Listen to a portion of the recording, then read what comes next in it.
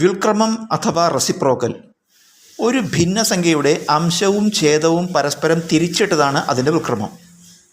ഇപ്പോൾ 2/3 ഒരു ഭിന്നസംഖ്യയാണ്. ഇതിൽ 2 അംശം 3 ഛേദം.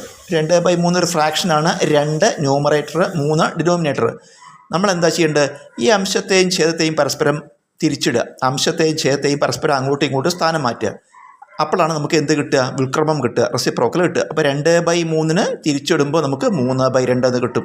അപ്പോൾ 2/3 ഒരു ഫ്രാക്ഷനാണ്. അതിൻ്റെ റെസിപ്രോക്കൽ എങ്ങനെയാണ് കിട്ടുക? ഈ അംശത്തെയും ഛേദത്തെയും പരസ്പരം മാറ്റുക.